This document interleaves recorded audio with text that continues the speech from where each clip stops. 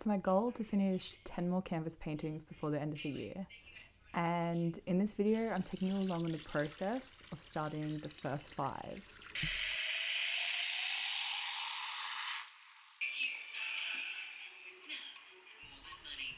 One of the fun things about practicing art is that you get to know yourself through the ways that you like to work. I feel like a lot of aspects of our process are reflections of aspects of our personality. These things that sometimes we can perceive as flaws about ourselves. Our impatience, our charging headfirst into things without thought, are actually things that will be the biggest influence on our style as an artist. And the things that can make our style uniquely ours. We should be embracing them instead of fighting them.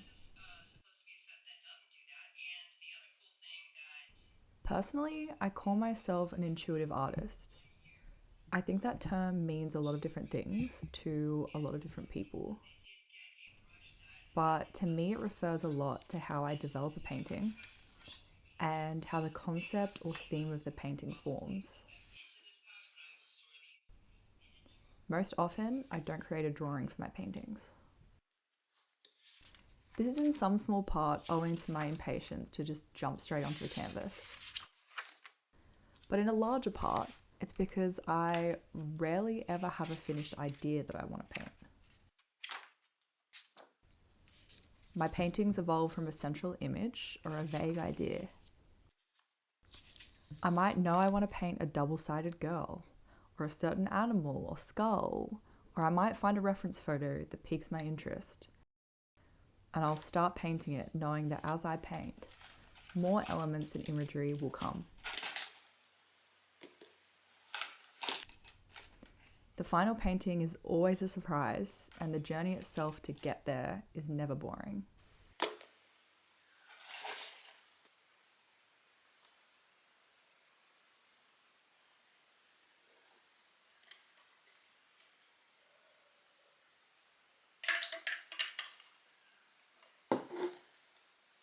If I could say one thing only to sway you to trying this way of painting, it would be this.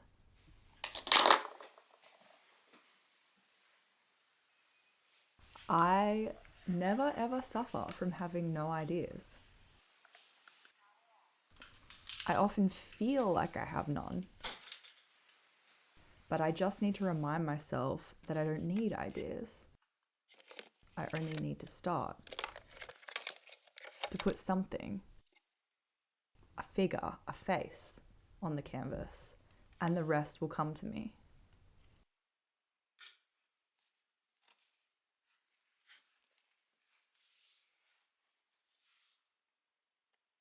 I do get ideas for concepts for paintings. Like you see in this video, I sat down at my sketchbook today to try to come up with some.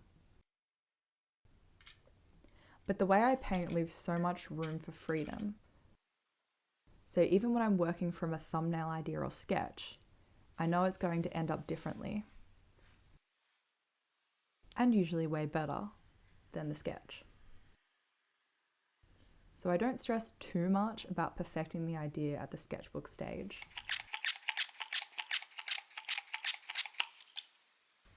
The painting will become what it wants to become.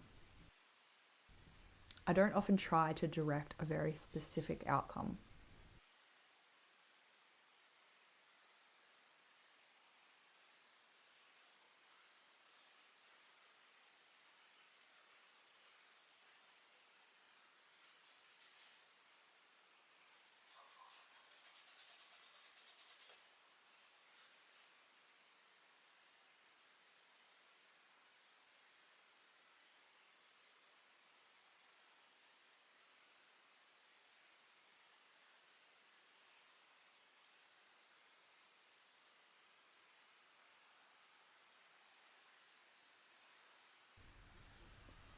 You'll also see in this video that I'm working on a few white canvases.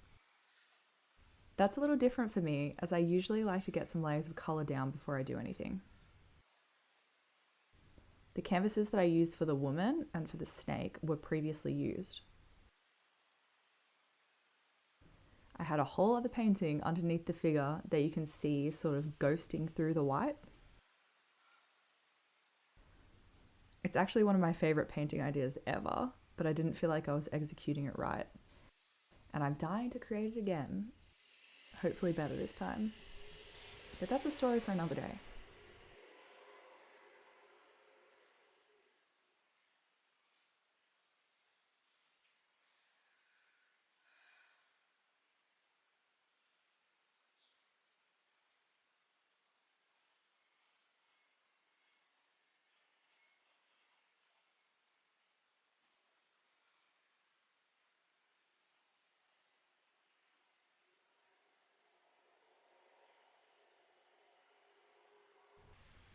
Acrylic paint is so magical in that way.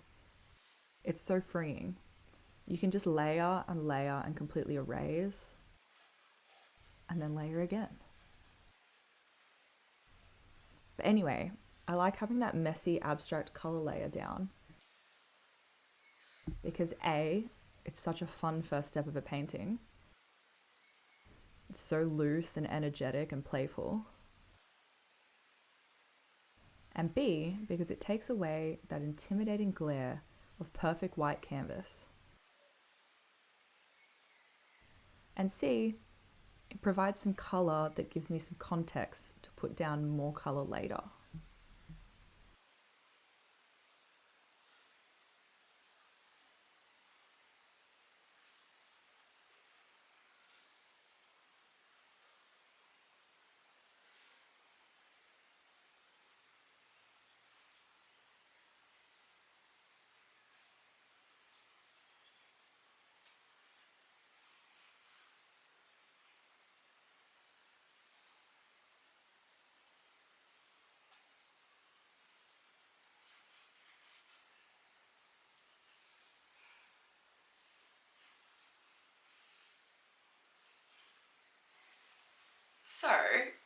So far in the video, I've sort of talked to you about like the why I paint this way.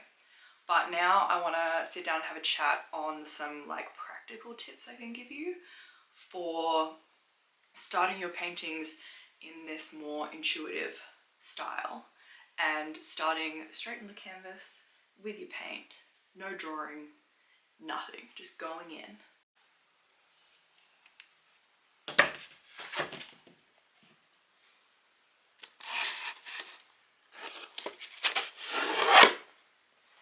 It's a little bit hot. The weather is so erratic. There was like a thunderstorm last night. This morning it was freezing. I mean, freezing for October. But now it's getting hot again. So, little outfit change. I've taken the painting initial sketch to a stage I'm happy with. So, the sketches that you see on the canvas right now, that's not like indicative of what the painting is going to be like when it's finished. So like I mentioned, like I add things. So as I start to add color and render elements, I will go in and just like sketch other elements straight onto the canvas. So I don't worry about this stage being too like complete or too detailed, I guess. I just want to have a basic idea of where I'm going. Also, from this process, you guys aren't going to have any idea of like what is in my brain, like what I'm sort of envisioning is the next step for these artworks. So I find that really interesting, and a really fun part of this process is that if you're looking at these paintings right now, you have no idea. Like the eye, it just looks like an eye. The snake, like it's just a snake. But if you can tell from the little bits of my artwork you can see around me, things aren't gonna be as they seem. It's not just gonna be an eye, it's not just gonna be a snake. It's not just gonna be, what else do I have? A cat looking out a window. So yeah, the painting process has only just begun.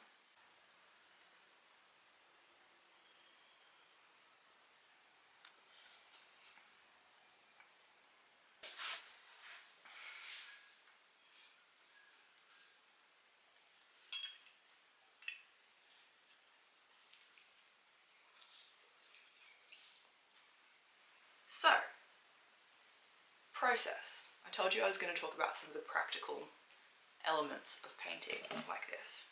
Basically, all you need for this is reference photos, and you need some kind of acrylic paint, and you're going to want to water that acrylic paint down a lot. You saw me using a spray bottle quite a bit, so I found that if I water the paint down a lot for the first few lines, like the kind of scaffolding of the sketch, then I can make adjustments and go in with darker paint.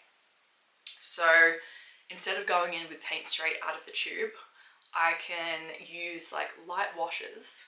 So if I make a mistake, I don't necessarily have to erase it. I can just come in with a darker line of paint to sort of adjust things as I go without having to bring in like white paint, or if my background's coloured, another colour paint to erase things. It's literally the easiest thing in the world. And for reference photos, the way that I like to work at this current stage is I'll work from a couple different reference photos and I sort of put them together, like the beach moon painting. I sort of looked at one photo for the sky and I looked at one photo for the water. For the figure with the owl, I'm looking at a photo of a figure. I found another photo of a dress that I liked, and obviously the photo of the owl. The reference photos, they're like a guide, so just don't worry about sticking too true to the reference photo.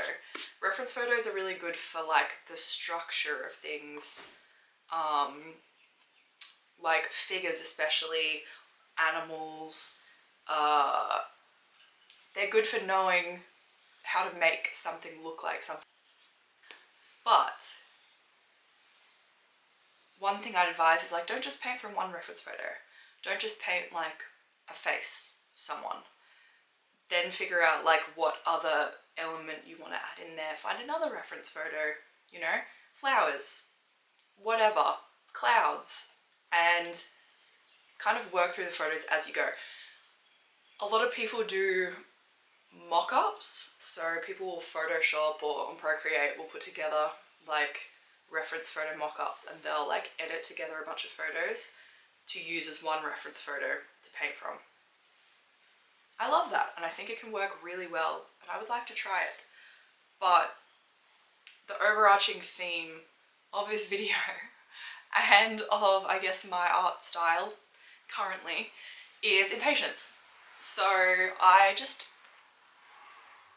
don't find myself doing that, and I wanted to make this video as sort of like encouragement for other people who may be kind of impatient like me but feel like they may be doing things wrong. There's no right way to do things. You're not doing it wrong. Work how it comes naturally to you.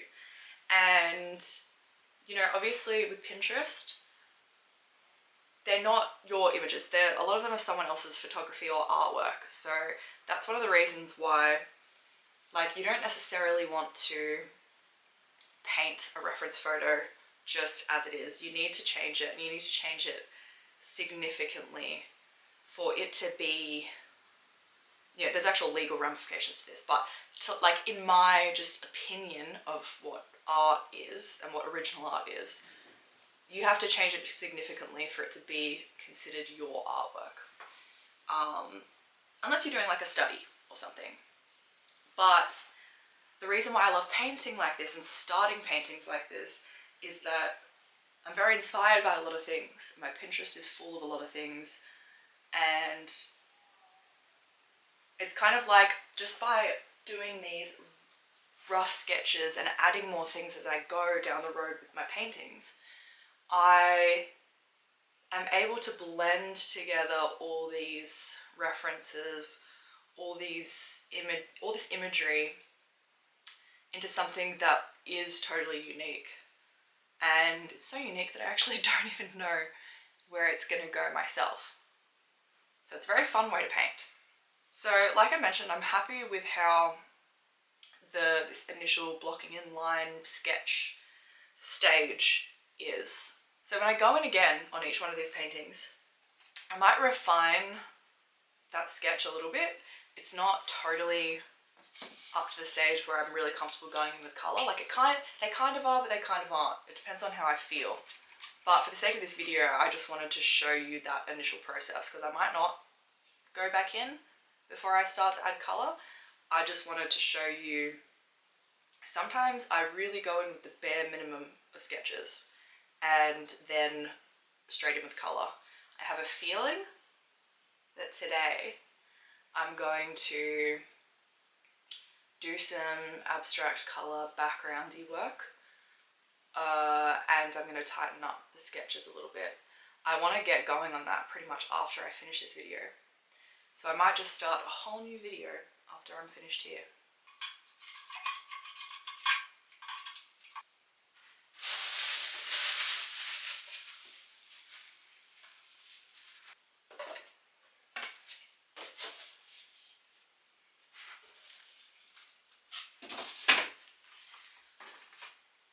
So I realised I didn't really give you that many practical tips, but honestly, water down your paint. Don't be afraid of making mistakes, because you're gonna go in with light washes and then tighten up with darker and darker paint. And you can always erase what you've done. Like it's a very freeing way to paint, but it's also a really good way to improve your confidence in your drawing ability, I guess. Because instead of transferring, you've drawn small and you've transferred that sketch to a larger canvas, you're gaining confidence in being able to accurately draw like larger and with less sort of control.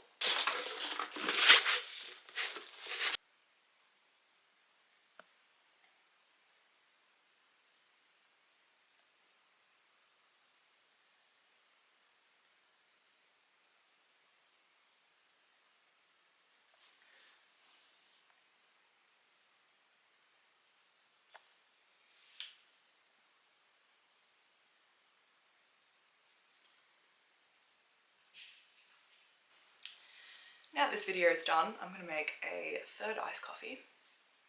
How good is this t-shirt, honestly? Every time I'm seeing it, I can't look away from it on the viewfinder. I really want more Frank Frazetta merch, but the shipping, dear Lord, it's a lot. But it's cool. I like it. It's my favourite t-shirt. Anyway, I'm going to go paint now. Okay, bye!